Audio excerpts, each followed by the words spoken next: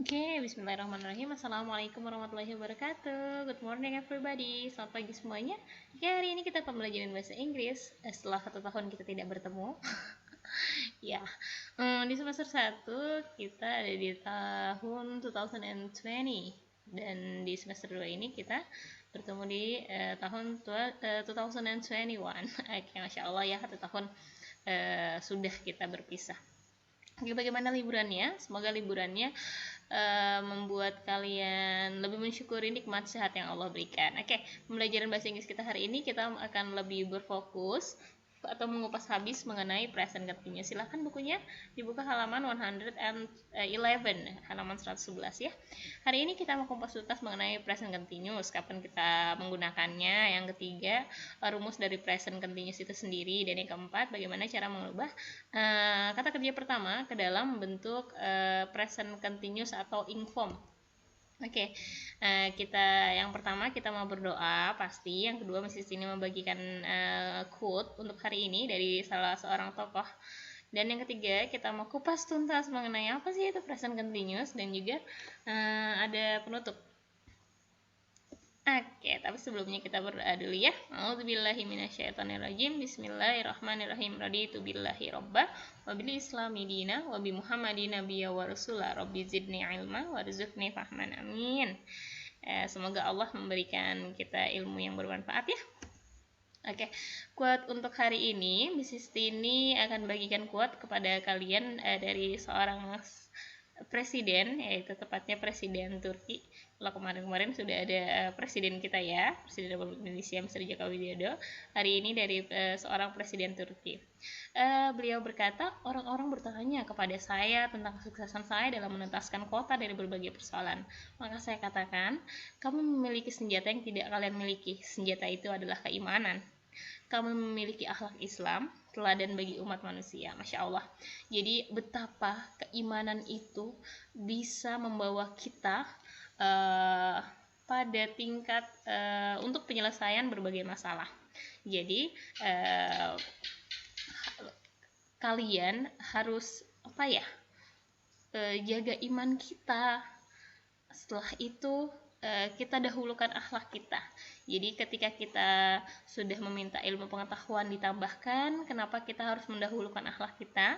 Karena orang yang berilmu pengetahuan itu harus mengedepankan akhlak, karena dengan akhlak tersebut dia akan makin dipandang sebagai orang yang berilmu. Karena orang yang berilmu itu akan tahu bahwa dirinya itu sebenarnya baru punya sedikit ilmu dan masih banyak ilmu-ilmu yang belum dia raih, dia capai dan dia pelajari. Masya Allah, bagus sekali di quote ini. Jadi senjata kita nih seorang Islam itu adalah keimanan dan akhlak. Jadi tunjukkan bahwa kita Islam bukan dengan cara kita berkoar-koar saya Islam. Tidak seperti itu. Jadi tunjukkan dengan kemuliaan akhlak yang kita terapkan di kehidupan kita sehari-hari. Oke, kita membahas mengenai present continuous. Kalian bukunya di halaman 112, di situ ada penjelasan di kolom you should know, di kolom biru. Di situ dinyatakan bahwa present continuous tense itu tenses yang digunakan to describe something that is happen at present. Jadi present continuous tense ini adalah tenses yang digunakan untuk menyatakan sesuatu yang sedang terjadi. Misalnya saat ini kita sedang belajar bahasa Inggris, kita bisa mengatakan we are studying English. Oke, Mrs. ini sudah siapkan bentuk atau formula dari masing-masing kalimat dalam present continuous tense. Ada bentuk positif, negatif, dan kalimat tanya. Kalau bentuk jadi present continuous tense ini tenses yang digunakan untuk menyatakan sesuatu yang sedang dilakukan. Jadi rumusnya itu subjek ditambahkan to be ditambahkan kata kerja ing. Jadi kesalahan yang sering dilakukan siswa tingkat SMP adalah ketika mereka belajar continuous tense, itu mereka lupa meletakkan to be. Jadi mereka mau bilang saya lagi nelfon seseorang nih, dia itu kebanyakan mengatakan I calling someone. Nah itu keliru ya. Jadi harus menggunakan to be, I am calling someone. Kata kerja itu nggak boleh diletakkan dalam suatu kalimat diikut kata, misalnya kayak tadi Mrs. ini bilangan I calling, itu salah. ada kata kerja, ada subjek, ada kata kerja ing, tapi nggak pakai to be, itu salah. Jadi kalau ada kata kerja ing itu harus pakai to be ya. Kalau kalimat negatif cukup letakkan not setelah to be-nya. Jadi kalau saya tidak sedang menangis, I am not crying. Oke, atau kalau untuk kalimat tanya, kita tinggal putar balik to be-nya dipindahkan ke depan.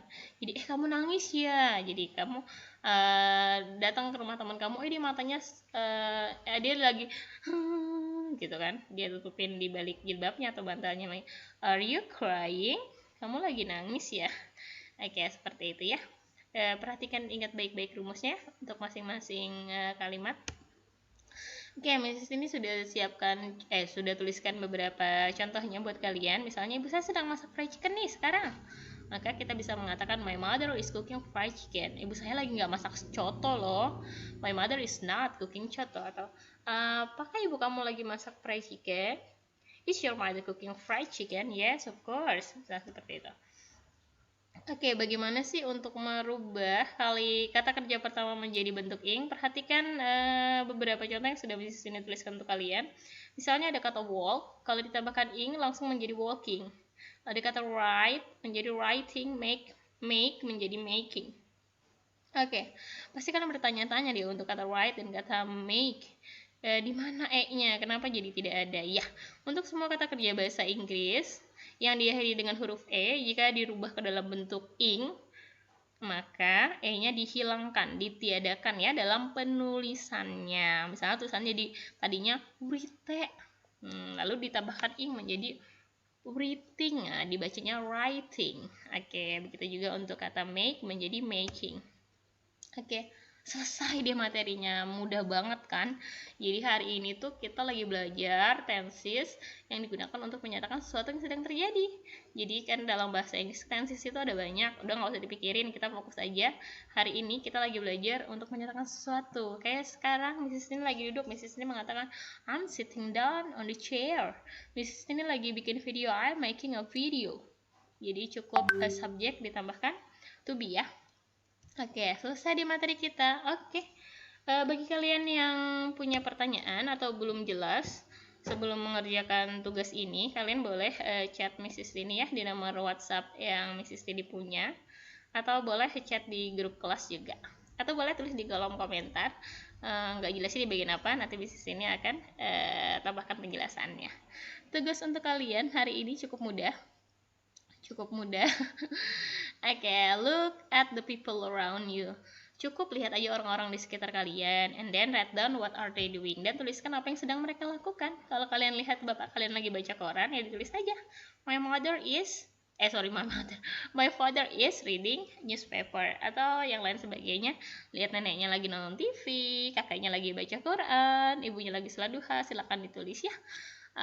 At least 5 sentences. Jadi tulisnya paling sedikit 5 kalimat. Oke, ya terima kasih. Itu saja dari Mrs. Tini hari ini.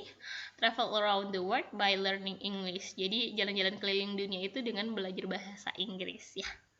Oke, keren banget kan kalau kita bisa keliling dunia. Masya Allah, pasti bakal banyak pengalaman deh yang akan kita dapatkan.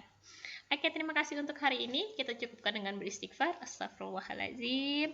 Tetap semangat, jaga kesehatan. 3M, menjaga jarak, menggunakan masker, dan mencuci tangan. Kita cukupkan dengan mengucapkan hamdalah, alhamdulillahirrahmanirrahim, dan doa kafaratul majelis. Subhanakallahumma bihamdik, asyhadu an la ilaha illa anta, astaghfiruka wa atubu ilaik. Yang punya pertanyaan silahkan bisa melalui Facebook, Instagram, ataupun WhatsApp. Bye bye. Assalamualaikum warahmatullahi wabarakatuh.